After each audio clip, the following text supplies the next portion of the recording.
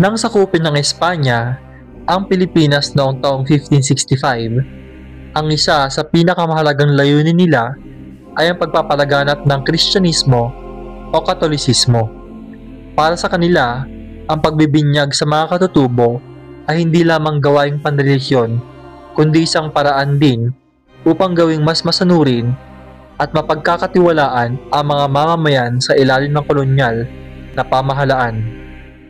Ang mga praile mula sa iba't ibang orden gaya ng Agustino, Franciscano, Jesuita, Dominicano, at Recoletos ang naging pangunahing tagapagpalaganap ng pananampalataya.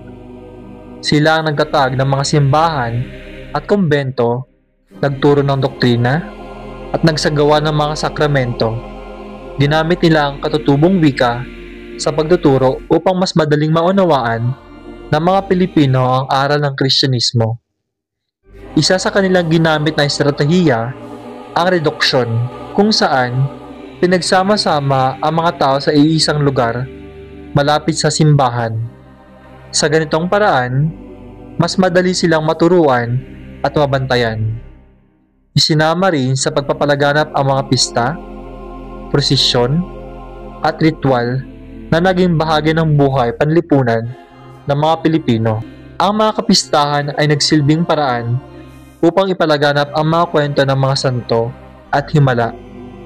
Habang ang simbahan naman ay naging sentro ng komunidad, gumamit din ang simbahan ng katekismo, awit at dula bilang paraan ng pagtuturo.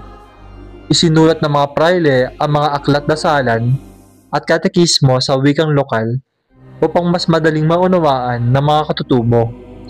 Kasabay nito, ipinagbawal nila ang mga sinuunang paniniwala, anito at ritual na pinalitan ng mga paniniwala at kaugaliang Katoliko. Bukod sa relihiyon, ginampanan ng simbahan ang mga serbisyong panlipunan tulad ng edukasyon at pangangalaga sa may sakit.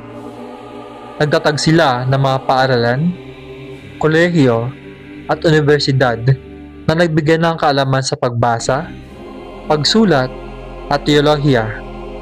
Sa pamamagitan ng mga gawain ito, higit pang lumakas ang impluwensya ng simbahan sa pamumuhay ng mga Pilipino. Maraming salamat po sa panonood. Huwag kalilimutang i-like ang video at mag-subscribe sa ating YouTube channel. Thank you!